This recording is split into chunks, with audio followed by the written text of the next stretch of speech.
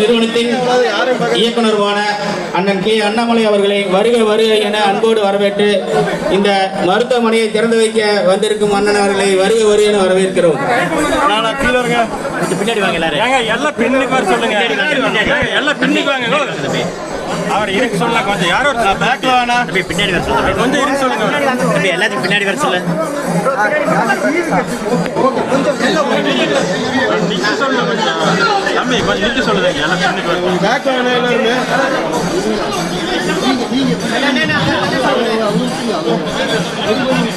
என்ன மாதிரி கம்மி கொஞ்சம் கேமரா கீழே பேக் எல்லாருமே பேக் வந்து எல்லாரும் எடுக்கிறாங்க. எல்லாருமே பேக் வந்து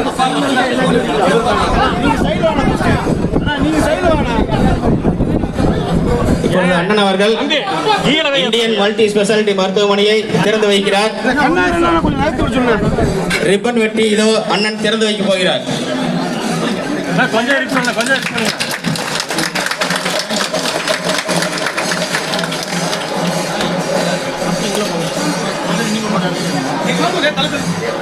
அண்ணன் அவர்கள் மருத்துவமனையை சிறப்பாக திறந்து வைத்துவிட்டார்.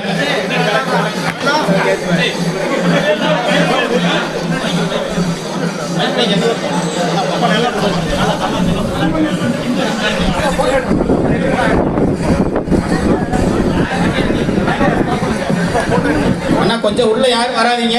அப்படியே ஸ்டேஜ்ல கீழே சேர்ல உட்காருங்க. கொஞ்சம் யாரும் உள்ள வராதீங்க ப்ளீஸ். அண்ணா ஸ்டேஜுக்கு தான் வர்றாரு. கொஞ்சம் அப்படியே கீழே உட்காருங்க ப்ளீஸ்.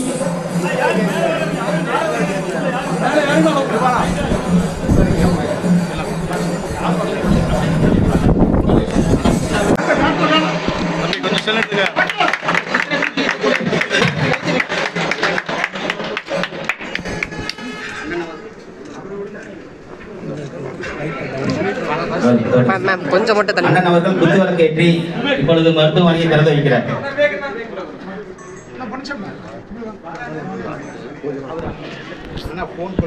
எல்லாருமே பின்னால்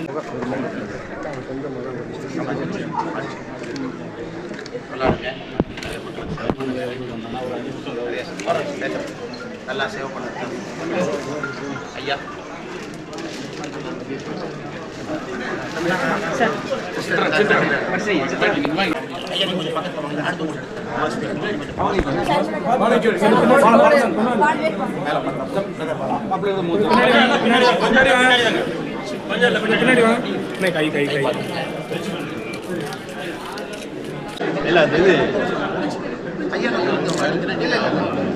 அம்மாவுக்கு நான் பாக்குறேன். பட் அவங்கள திறக்கணும்.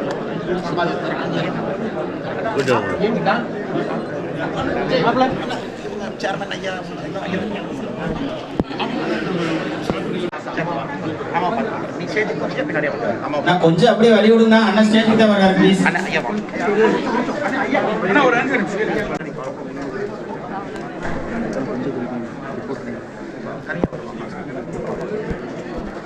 உடம்பு பார்த்துங்க, கால் பார்த்துங்க, நாங்கள் பார்த்துக்கோங்க. நல்லா வரணும். நீங்கள் ரிலாக்ஸாக இருக்க. வெளியே வந்தது இங்கே இருக்கு. தலைமுறை யாரும் தள்ளி விட்டு போகிறாங்க. அம்மா அது சரி, நான் முன்னாடி போய் பேசிட்டு வந்தேன்.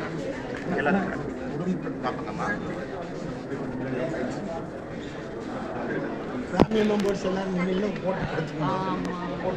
விவசாய பெருமக்கள், தொழில் முனைவோர், உடுமலைப்பேட்டையினுடைய லைன்ஸ் ரோட்டரி அமைப்பினுடைய தலைவர்கள், மிக முக்கியமாக சாதாரணமாக இங்கே வந்து வாழ்த்து விட்டு செல்லக்கூடிய அன்புக்குரிய பொதுமக்கள், உங்களுக்கெல்லாம் மறுபடியும் ஒரு முறை என்னுடைய காலை வணக்கத்தை தெரிவித்துக் கொள்கின்றேன். அருமை சொந்தங்களே, இன்னைக்கு உடுமலைப்பேட்டைக்கு புதிதாக ஒரு மருத்துவமனை சேர்ந்திருந்தாலும் கூட இந்திய மருத்துவத்தில் இன்னும் நிறைய மருத்துவமனைகள் சேர்க்கப்பட வேண்டும்.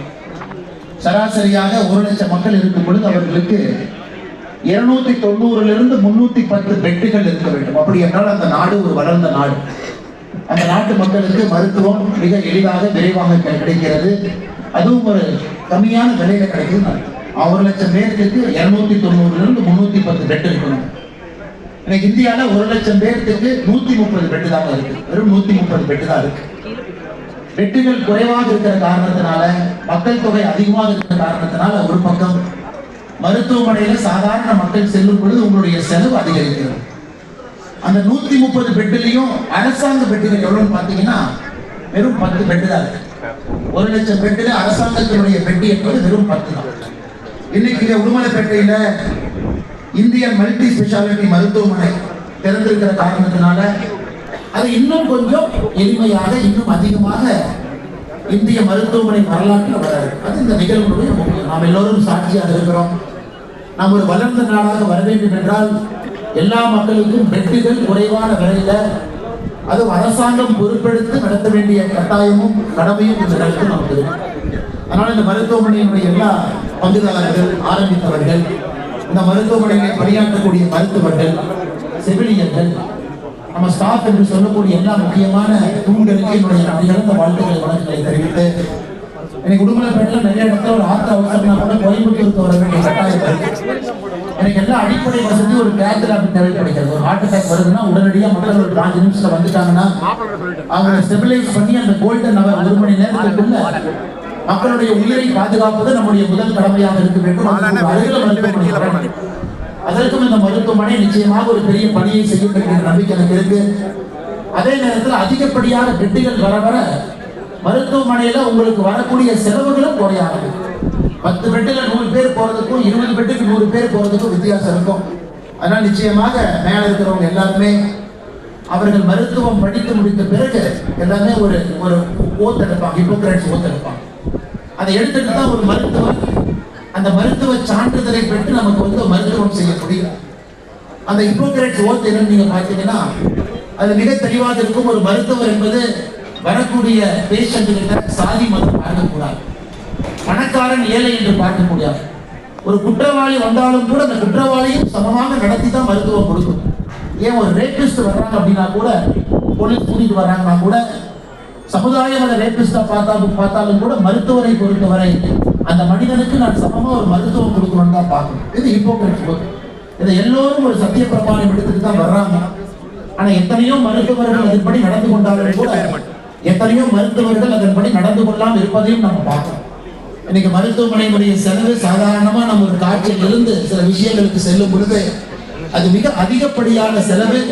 இன்னைக்கு எத்தனையோ நடுத்தர குடும்பத்தை ஏழை குடும்பமாக மாற்றிக் கொண்டிருக்கிறது. ஒரு கேன்சர் நோய் ஒரு குடும்பத்துல வந்திருக்குன்னா அந்த குடும்பத்தை கிட்டத்தட்ட 2 தலைமுறை அந்த குடும்பம் பின்னாடி போகும். 3 தலைமுறை கஷ்டப்பட்டு கூலி வேலை செய்தோ விவசாயம் செய்தோ கஷ்டப்பட்டு சம்பாதித்த காசெல்லாம் ஒரு கேன்சர் ட்ரீட்மெண்ட்டுக்கு 40 to 60 லட்சம் ரூபாய் ஒரு வருடத்திற்குள்ள செலவு செய்யும் பொழுது அந்த குடும்பம் கிட்டத்தட்ட 2 தலைமுறை பின்னாடி போகுது. அதையெல்லாம் நாம் பார்த்து கொண்டிருக்கின்றோம். அது நம்முடைய சமகாலத்தில் இது எல்லாம் நாம் சரி செய்யும். தரமான மருத்துவ சிகிச்சை எல்லோருக்கும் எளிய முறையில ஒரு குடும்பத்திற்கு கேன்சர் என்கின்ற நோய் இன்னைக்கு எல்லா குடும்பத்திலும் ஏதோ இடத்துல வர ஆரம்பித்திருக்கிறது. அரசாங்கம் இன்னும் அந்த அளவுக்கு சிறப்பான திட்டங்களை கேன்சருக்கு கொண்டு வர முடியும். அதையும் கூட நாம் சரி செய்யணும் ஒரு சமுதாயமாக இணைந்து. அதனால் எனக்கு நிச்சயமாக நம்பிக்கை இருக்கிறது. எனக்கு விஜய் கண்ணா அவர்களை பல ஆண்டுகளாக தெரியும். அவர் நிச்சயமாக ஒரு தரமான நல்ல மருத்துவராக மட்டுமில்லை, ஒரு தரமான மருத்துவமனையாக, நேர்மையான மருத்துவமனையாக, ஏழை மக்கள் யார் வந்தாலும் கூட பாரபட்சம் பார்க்காம, ஏழை பணக்காரன் பார்க்காம, சாதி மதம் பார்க்காம அனைவரையும் சமமாக மதித்து இந்த மருத்துவமனையில எல்லோருக்கும் ஒரு உயர்தர சிகிச்சைக்கு ஒரு டெரிஷரி கேர் என்று சொல்லிவிட்டோம். 3ஆம் வட்டத்தில் இருக்கக்கூடிய உயர்தர மருத்துவமனை நமக்கு இன்னைக்கு நிச்சயமாக அவர் தலைமையில் கிடைக்கும் என்கின்ற ஒரு நம்பிக்கையும், அதே நேரத்தில் இன்னைக்கு வீதரிடஸ் அமைப்புக்கு அவர் சொன்ன பொழுது என்கிட்ட சொன்னார், ஆனால் நீங்க மருத்துவமனையை திறக்கும் பொழுது நான் உங்களுக்கு 100 கார்டு கொடுக்குறேன் வீதரிடஸ் அமைப்புக்கு. அந்த 100 கார்டை நீங்க மக்களுக்கு யார் வீதரிடஸ் வர்றாங்க அவர்களுக்கு எவ்வளவு பெரிய பிரச்சனையாக இருந்தாலும் அந்த கார்டை அவங்க கையில் கொடுத்துருங்க. அந்த கார்டை உள்ளே கொண்டு வரும் பொழுது 1 பைசா கூட வாங்காம இலவசமாக நாங்கள் சிகிச்சை செய்ய உடனே ஸ்டெபிலைஸ் ஆகுங்க. அதன் பிறகு நீங்க சிகிச்சையினுடைய கட்டணத்தை முடிந்தவரை குறைக்க பாருங்க மினிமம் ப்ராஃபிட்ல. அதன் பிறகு அந்த கார்டெல்லாம் கொடுங்க. அதனால இந்த கார்டை நான் ஏற்க மாட்டேன் என்று மறுத்த பொழுது இல்ல கட்டாயமாக இந்த கார்டை நான் கொடுக்கத்தான் போறேன். அதே நேரத்தில் சில பேருக்கு ஒரு மெடிசின் ஃபீஸ், மருத்துவத்தினுடைய செலவு என்பது ஒரு மெடிக்கல் ஃபீஸா தான் வாங்கிக்கிறோம். டாக்டர் ஃபீஸ் வாங்கல, ஆப்ரேட்டிங் எக்ஸ்பென்சஸ் வாங்கல அப்படின்னு சொல்லி கொடுத்தாங்க. நான் சொன்னேன் நீங்க 2 விதமா கார்டு கொடுங்க. ஒரு கார்டுல முழுவதுமா இலவச சிகிச்சை யாருக்கு முடியலையோ கொடுங்க. இன்னொருத்தவங்க கொஞ்சோண்டு பணம் கொடுத்து அந்த சிகிச்சையை கொடுங்க. அந்த மாதிரி ஒரு கார்டை டிசைன் பண்ணி கொடுங்கன்னா நாங்களும் சரியான நபர்கள் யாராவது பார்க்கும் பொழுது கஷ்டப்பட்டாங்கன்னா இந்த கார்டை கொடுத்து அனுப்பிவிட்டோம் உங்க மருத்துவமனையில நிச்சயமா உங்களுக்கு நீங்க சிகிச்சை கொடுங்கள் என்று சொல்லி இன்னைக்கு அந்த நிகழ்வும் கூட நடக்க இருக்கிறது. அதற்கும் என்னுடைய நெஞ்சார்ந்த நன்றிகளை வாழ்த்துக்களை டாக்டர் விஜயன் அவர்களுக்கு ஒரு பெரும் ஆர்வத்தோடு இந்த எல்லோரும் வந்திருக்கிறாங்க.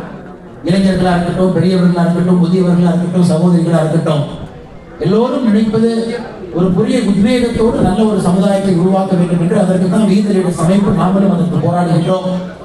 அடுத்த சில மாதங்கள் சில வருடங்கள் கூட அடிப்படை பிரச்சனைகளை சரி செய்து அடிப்படையில தலைவர்களை உருவாக்கி கோயம்புத்தூர் மாவட்டத்திற்கு ஒரு ஓடத்துறை சட்டம் மட்டும்தான் பஞ்சாயத்து தலைவர்களாக இருக்க வேண்டுமா?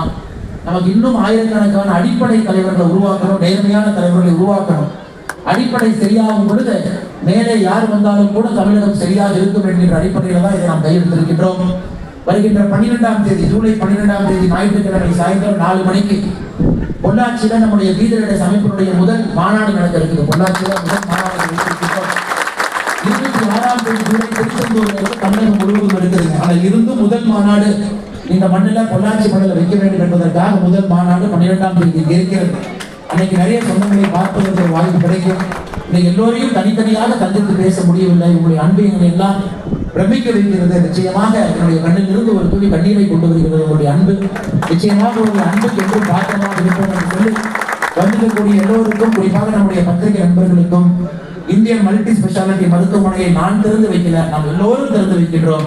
நீங்க வர முடியாத காரணத்தால் ரிப்பனை மட்டும் நாங்கள் மேலே வெட்டணும். எல்லோரும் சேர்ந்து திறந்து வைத்திருக்கின்றோம். உங்களுக்கு வாழ்த்துக்கள் சொல்லி உடைய உரையை முடித்துக் கொள்கின்றேன். நன்றி, வணக்கம்.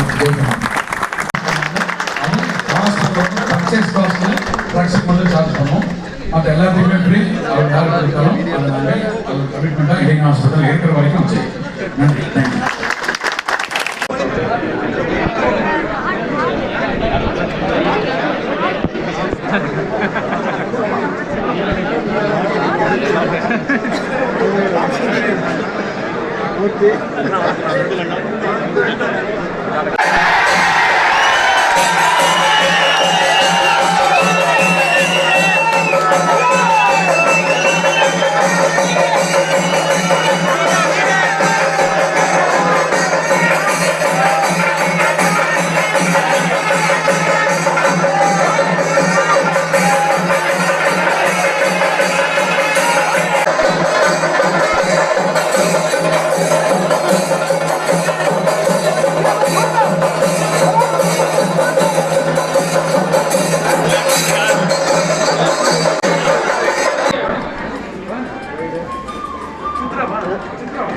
இங்க பாருங்க.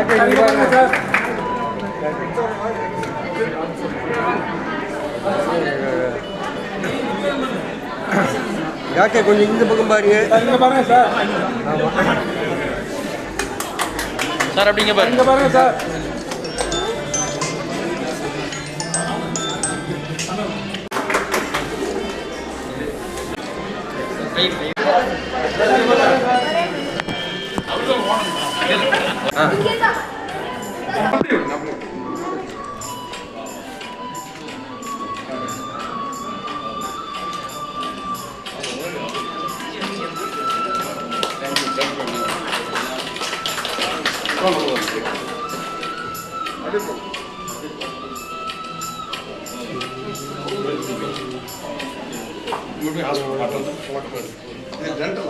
wife,